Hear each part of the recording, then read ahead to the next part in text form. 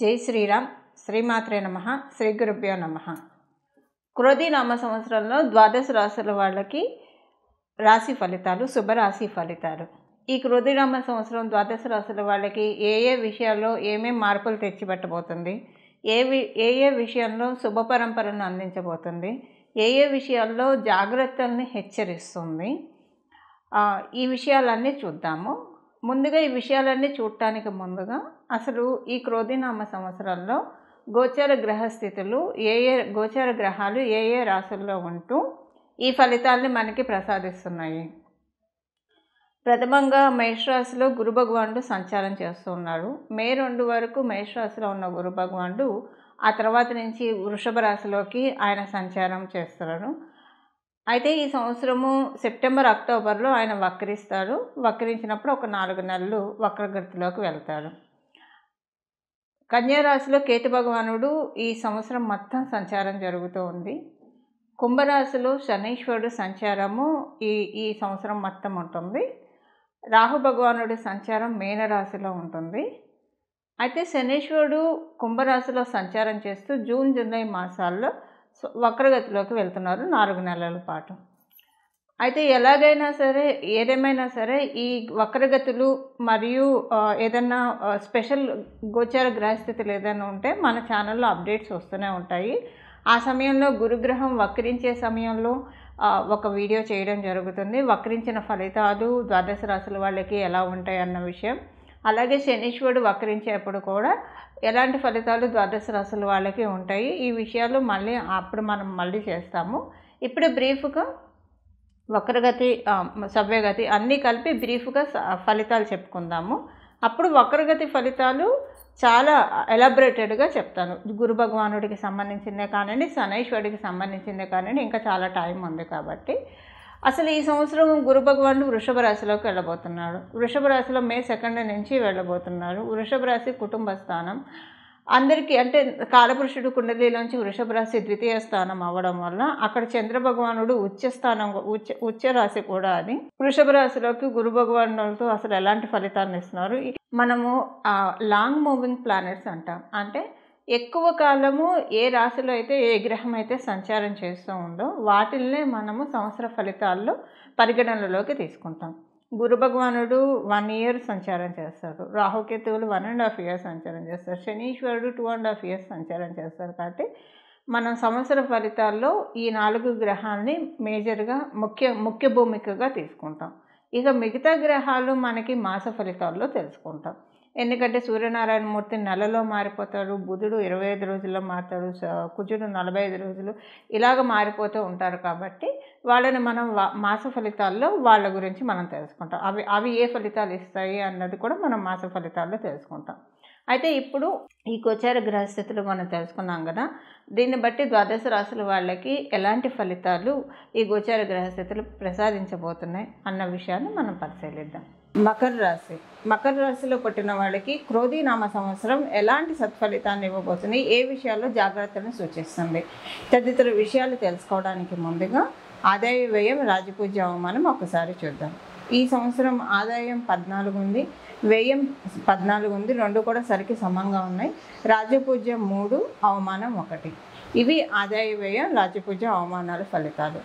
ఇక ఈ సంవత్సరం యొక్క ఫలితాల్లోకి వెళ్తే కనుక ఏలినాడు శని చివరి భాగంలో ఉన్నారు. మీ మకర రాశి వాళ్ళందరూ కూడా ఇంకా ఉంది, బట్ చివరి స్టేజ్లో మీరు ఉన్నారు. శనీశ్వరుడు వెళ్తూ ఏలినాడు శనిలో ఎప్పుడైనా సరే ఏదో ఒక మంచి లడ్డు మన చేతిలో పెట్టేసి వెళ్తాడు. ఇక్కడ లడ్డు అంటే పెళ్లి కాని వాళ్ళకి పెళ్లి చేస్తాడు. ఇంటి స్వగృహ యోగం కోసం ఎదురు చూస్తున్న వాళ్ళకి స్వగృహ యోగం ఇస్తారు. బిజినెస్లో ఆశించిన లాభాలు రావట్లేదని బాధపడుతున్న వాళ్ళకి ఆశించిన లాభాలను అందించి వెళ్తాడు. అలాగే ఉద్యోగంలో శ్రమకి తగ్గ గుర్తింపు లేదా శ్రమకి తగ్గ గౌరవము మరియు ఆదాయం రావట్లేదని బాధపడుతున్న వాళ్ళకి ఆదాయం, ఇలా ఎవరెవరికి ఏ విషయాల్లో ప్రతికూలంగా అసంతృప్తిగా అనిపిస్తుందో ఆ అసంతృప్తిని ఖచ్చితంగా వెళ్తూ ఆయన తీర్చే వెళ్తాడు. ఇప్పుడు చివరి అంకంలో ఉన్నాడు మీకు మకర రాశి వాళ్ళందరికీ కూడా. ఇన్నాళ్ళు మీరు కష్టపడ్డ దానికి అంతటికీ కూడా సత్ఫలితాలు రావడానికి అవకాశం చక్కగా ఉంది. అయితే ఈ సత్ఫలితాలు మేజర్గా మీకు ల్యాండ్కి సంబంధించినవి లేదా వెహికల్కి సంబంధించిన వాటిలోనే కనిపిస్తుంది. మీ జన్మ జాతకం కనుక సపోర్ట్ చేస్తూ ఉంటే ఒక ఇల్లు కొనుక్కోవడమో, స్థలం కొనుక్కోవడమో, పొలం కొనుక్కోవడమో లేదా వాహనం కొనుక్కోవడమో జరుగుతుంది. ఒకవేళ ఏదైనా కారణంలో మీ జన్మ జాతకం ఇప్పుడు కనుక ఆ స్వగృహ యోగానికి లేదా ఇలాంటి ఆస్తిపాస్తులు సమకూర్చుకోవడానికి సపోర్ట్ చేయకపోతే అప్పుడైనా సరే ఫైనాన్షియల్గా ఏదో ఒక మంచి కాంట్రాక్ట్ మీకు ఇచ్చి వెళ్తారు, అంటే స్థిరంగా ఉండే కాంట్రాక్ట్.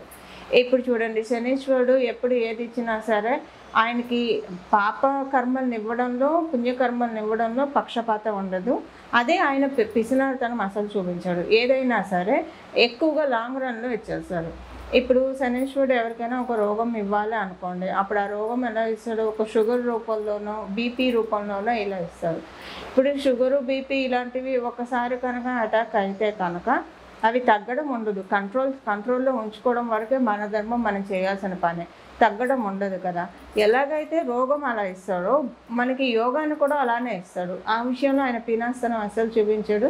ఈ సంవత్సరంలో ఆయన మీకు ఇచ్చే యోగము డెఫినెట్గా కొన్ని సంవత్సరాల వరకు, అట్లీస్ట్ మీకు కొన్ని సంవత్సరాల వరకు ఉండేది. ఇప్పుడు సపోజ్ మీకు ఇల్లు వచ్చింది అనుకోండి, రాగానే మీరు అమ్మేసారు కదా, దాన్ని అనుభవిస్తారు కదా. అమ్మిన దేని టర్మ్స్లో అమ్ముతారు?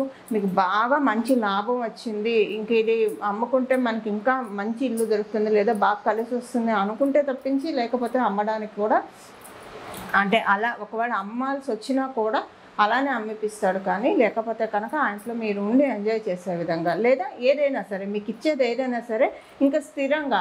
ఇది ఎలా ఉంటుందంటేనండి, పెద్దవాళ్ళు కనుక బాగా ఆస్తిపాస్తులు సంపాదించి పెట్టారు అనుకోండి, మన తాత ముత్తాతలు ఎవరైనా ఏం చేస్తారు? వాళ్ళ పిల్లలకి ఇవ్వరు, వాళ్ళకి అనుభవించే హక్కు వరకే ఇస్తారు.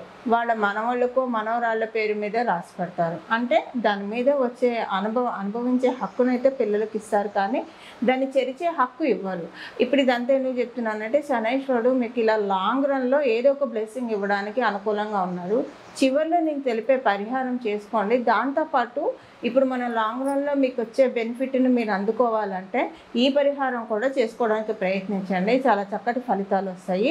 అయితే ఇక్కడ ఒకటి ఏంటంటే, మనకి ఇక్కడ ప్రాక్టికల్ రెమెడీ ఒకటి ఉంటుంది, స్పిరిచువల్ రెమెడీ ఒకటి ఉంటుంది. శనైశ్వరుడు మన బిహేవియర్ని బాగా చెక్ చేస్తూ ఉంటారు. పెద్దలతో మనం ఎలా మాట్లాడుతున్నామో, అందరితోటి మనం ఎంత మర్యాదపూర్వకంగా వ్యవహరిస్తున్నామో, వెనక మన మనుషుల ముందు ఎంత ప్లెయిన్గా ఎంత స్వచ్ఛంగా ఉంటున్నాం, వాళ్ళ వెనక కూడా అంతే ప్లెయిన్ అంతే స్వచ్ఛంగా ఉండాలి. అలా లేకుండా మనిషి ముందు ఒక రకంగా, మనిషి వెనక ఒక రకంగా, లేదా ఒకడు మీకు అపకారం చేయకపోయినా సరే వాళ్ళ వెనక వెళ్ళి అపకారం చేసే పనులు చేసినా, అంటే మీరు చేస్తారని కాదు అసలు. కాకపోతే ఇలాంటివన్నీ శనీశ్వరుడు చెక్ చేసి దాన్ని బట్టి మీకు ఎలా ఇవ్వాలి ఫలితాలు, కొంచెం ఇవ్వాలా ఎక్కువ ఇవ్వాలా అని ఆలోచిస్తారు. కాబట్టి ఈ విషయాల్లో మీరు కొంచెం జాగ్రత్తగా ఉండండి. ఎప్పటికప్పుడు ప్రతిరోజు ఆత్మవిమర్శ చేసుకుంటూ పడుకోండి. ఈరోజు నేను తప్పు చేశానా, ఒప్పు చేశానా, ప్రత్యేకించి సత్యం పలకడం. సత్యం అంటే అప్రియమైన అబద్ధం కూడా సత్యం కిందే లెక్కకు వస్తుంది. ఇప్పుడు ఎవరికైనా ప్రాణాపాయమైన స్థితి, ప్రియమైన అబద్ధం కూడా సత్యం కిందకే లెక్క వస్తుంది. ప్రాణాపాయ స్థితిలో ఉన్నప్పుడు అప్పుడు అబద్ధం చెప్పడంలో తప్పులేదు. అలా మరీ అవసరం అనుకుంటే తప్పించి వీలైనంత వరకు సత్యము, ఒకళ్ళకి చెరుపు కలగనంత వరకు సత్యం మాట్లాడితే తప్పేం లేదు. సో ఇలాగా మకర రాశి, మకర లగ్నంలో పుట్టిన వాళ్ళందరూ కూడా మీ బిహేవియర్ని కొంత చెక్ చేసుకోవాలి. బిహేవియర్ వైజ్ కూడా మీకు ఇంకా మార్కులు ఎక్కువ వస్తాయి. ఇప్పుడు మీకు ఇది అర్థమయ్యేది చెప్పాలంటే, శనీశ్వరుడు ఇప్పుడు నక్కశిఖ పర్యంతం చెక్ చేస్తూ ఉన్నారు. ఇచ్చేదైతే ఆయన ఇచ్చేదే. కాకపోతే ఇప్పుడు ఒక తాతగారికి 4-5 ఆస్తిపాస్తులు ఉంటే కనుక అన్నీ మనకే ఇస్తారా, లేదంటే 1-2 మనకిచ్చి మిగతా వేరే వాళ్ళకి డిస్ట్రిబ్యూట్ చేస్తారా అన్న చందంలోనే ఇప్పుడు శనీశ్వరుడు మీకు వర్కింగ్లో మీకు పనిచేస్తూ ఉన్నారు. కాబట్టి దీంతో మీరు ప్రాక్టికల్గా చేయాల్సిన రెమెడీ ఇది. సెకండ్ రెమెడీ వచ్చేసేసి మీరు శనీశ్వరుడికి ప్రతి శనివారం తైలాభిషేకం చేయించడము. ఎప్పుడు వీలైనంత వరకు అసలు ఇవన్నీ మనకు అనవసరం. మనం సరిగ్గా ఉన్నామా, సరిగ్గా లేమా, ఇవన్నీ మనం కొలమానం వేయలేం. కాబట్టి నిరంతరం భగవన్ నామస్మరణ, భగవత్ చింతనలో ఉంటే కనుక చాలా బాగా ఉంటుంది. ఇది మకర రాశి వాళ్ళకి ఈ సంవత్సరం ఫలితాలు మీ చేతుల్లోనే ఆధారపడి ఉంటుంది. ఎందుకంటే ఏలినాటి శని లాస్ట్ ఫేజ్లో ఉన్నారు. రాహు భగవానుడు మీకు చాలా అనుకూలంగా ఉన్నాడు, థర్డ్ ప్లేస్లో ఉన్నాడు. కాబట్టి సో కమ్యూనికేషన్ విషయంలో చాలా బాగా జాగ్రత్తగా ఉండాలి. డ్రైవింగ్ చేస్తూ మాట్లాడకూడదు, ఎవరితోటి కూడా కూడా ఫోన్లో గాసిపింగ్స్ లేదా మెయిల్స్ ద్వారా కావచ్చు, ఉత్తగా గాసిపింగ్స్ ఇలాంటివి చేయకూడదు. ఇలాంటి విషయాల్లో జాగ్రత్తగా ఉండాలి. బెనిఫిట్స్ మనకి సపోర్టు చేస్తాయి, అపోజ్ చేస్తాయి. సో మనం ఎలా ఉన్నాం అన్న దాని ప్రకారము వాటి టైం వచ్చినప్పుడు అవి సపోర్ట్ చేయడానికి, అపోజ్ చేయడానికి అవకాశం ఉంటుంది. కాబట్టి ఈ విషయాల్లో కొంచెం ఈ విషయాల్లో కొంచెం చెక్ చేసుకుంటూ ఉండండి. ఎవరైనా అనవసరమైన విషయాలు మీతో ఫోన్లో మాట్లాడుతున్నా కూడా వాటిని కట్ చేయండి. వీలైనంత వరకు ఫోన్లో ఎక్కువ మాట్లాడకపోవడం మంచిది. ఎక్కువగా ఎవరితోటి కూడా అవసరమైనంత వరకు మాట్లాడితే ఏ ఇబ్బంది రాదు. లేకపోతే మీ మీద కొన్ని రూమర్స్ కూడా స్ప్రెడ్ అయ్యే ఛాన్స్ ఉంది. కాబట్టి కొంత ఈ విషయంలో జాగ్రత్తగా ఉండాలి ఈ సంవత్సరము. అలాగే మీకు కొంత ఆధ్యాత్మికత వైపు వెళ్ళడానికి కూడా అవకాశాన్ని చక్కగా గోచార గ్రహస్థితులు కలగజేస్తూ ఉన్నాయి. కాబట్టి ఈ విషయాల్లో కొంచెం మీరు దృష్టి ఎక్కువ పెట్టాలి. మీ నిత్య దైనందిన జీవితంలో మీ పనులు మీరు చేస్తూ ఆధ్యాత్మికత వైపు కూడా దృష్టి సారిస్తే చాలా చక్కటి శుభ ఫలితాలు ఉంటాయి. వ్యాపారస్తులకి ఇప్పుడు మనం తెలుసుకున్నాం కదా, శనేశ్వరుడు వ్యాపారస్తులకే కావచ్చు, ఉద్యోగస్తులకే కావచ్చు, అందరికీ మంచి ఐడెంటిటీని, గుర్తింపుని అందించబోతున్నాడు. ఒక శనీశ్వరుడు అనే కాదు, మిగతా 3 ప్లానెట్స్ కూడా అనుకూలంగానే ఉన్నాయి మీకు. కాకపోతే ఈ విషయాల్లో, బిహేవియర్ విషయంలో, కమ్యూనికేషన్ విషయంలో కొంచెం ప్రాపర్గా చెక్ చేసుకుంటూ ఉంటే కనుక చక్కటి విజయలక్ష్మి సొంతం అవుతుంది. మీ చక్కటి సుఖసౌఖ్యమైన జీవితం కొన్ని సంవత్సరాల వరకు జీవించడానికి ఈ సంవత్సరం మీకు నిజంగా ఒక అవకాశాన్ని ఇస్తుంది. సో ఈ అవకాశాన్ని మీరు ఎలా వినియోగించుకుంటారో అన్నది మీ చేతుల్లోనే ఉంది. సో ఈ సంవత్సరం మీరు వినియోగించుకునే అవకాశాన్ని బట్టి కొన్ని సంవత్సరాల వరకు కూడా మీకు ఇప్పుడు వచ్చే యోగము స్టాండ్ బై అవుతుంది. లేదా ఇప్పుడు కొంత యోగమే ఉంటుంది, అది ఈ సంవత్సరము, వచ్చే సంవత్సరం, పై సంవత్సరం వరకు అప్లికేబిలిటీ ఉంటుంది. ఆ తర్వాత రివర్ట్ పొజిషన్ ఉంటుంది. కాబట్టి ఈ విషయంలో కొంచెం జాగ్రత్తగా ఉండాల్సిన అవసరం ఎంతైనా ఉంది. ఇవి ఈ సంవత్సరం యొక్క క్రోధినామ సంవత్సర ఫలితాలు మకర రాశిలో పుట్టిన వాళ్ళందరికీ. చూశారు కదండి, క్రోధినామ సంవత్సరంలో మీ రాశి యొక్క ఫలితాలు. అయితే పరిహారము, ఏ పరిహారం చేసుకుంటే ఈ సంవత్సరం అంతా కూడా చాలా చక్కగా సజావుగా వెళ్తుంది, ఈ విషయాన్ని మనం తెలుసుకుందాము. ఈ సంవత్సరము మనం దృష్టిలో రీత్యా కూడా పరిశీలిస్తే గురు భగవానుడు వృషభ రాశిలో ఉంటూ పంచమ దృష్టితోటి కన్యా రాశిని, సప్తమ దృష్టితోటి వృశ్చిక రాశిని, అలాగే నవమ దృష్టితోటి మకర రాశిని చూస్తూ ఉన్నాడు.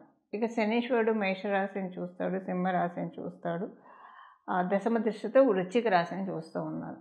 ఇద్దరూ కలిపి గురు భగవానుడు అలాగే శనీశ్వరుడు వీళ్ళిద్దరూ కలిసి ఒకే రాశిని చూస్తున్నారు. ఆ రాశి వృశ్చిక రాశి.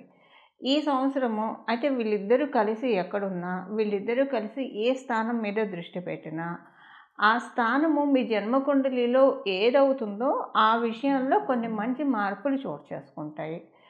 ఉదాహరణకి మీది మేషరాశి అయిందనుకోండి, అంటే మనం ఏదవుతుందో దాని ఫలితాలు ఆల్రెడీ నేను చెప్పాను కదా. దానికి సంబంధించి ఒకవేళ చెడు ఫలితాలు ఉంటే తగ్గించుకోవడానికి, అంటే చెడు ఫలితాలు అయితే ఉండదు, ఇది బ్యాలెన్స్డ్గా అన్న ఉంటుంది, లేదంటే ఒక మంచి మార్పు అన్న తెచ్చిపెడుతుంది. సో ఈ మంచి మార్పు ఇంకా మీ జన్మజాతకం సపోర్టింగ్గా లేకపోతే కనుక ఈ మంచి మార్పుని సుస్థిరం చేసుకోవడానికి, మంచి మార్పు యాక్టివేట్ చేసుకోవడానికి చేయాల్సిన పరిహారం మనం ఒకసారి పరిశీలిద్దాం. వృశ్చిక రాశి శనీశ్వరుడు మరియు గురు భగవానుడు ఇద్దరు ఏకకాలంలో చూస్తూ ఉన్నారు. కాబట్టి అంటే మే నుంచి గురు భగవానుడు చూస్తాడు, మే వరకు గురు భగవానుడు మేష రాశిలో ఉంటాడు. కాబట్టి ఆయన చూసే అవకాశం లేదు. ఎలాగో మనకి ఒక 2 నెలల్లోనే ఉగాది మొదలైన 2 నెలలు, 1.5 నెలలోనే మే వచ్చేస్తుంది. కాబట్టి అయితే ఇప్పుడు మనం చేయాల్సిన పరిహారము ఈ సంవత్సరం అంతా కూడా కార్తికేయుని ఆరాధన లేదా లక్ష్మీ నరసింహస్వామి వారి ఆరాధన, హనుమంతుని ఆరాధన, వీళ్ళ ముగ్గురులో ఎవరో ఒక్కళ్ళని పాదాలని శరణు వేడినా పర్వాలేదు, లేదా ముగ్గురిని అర్చించినా ఇంకా చాలా మంచి శుభ ఫలితాలు వస్తాయి.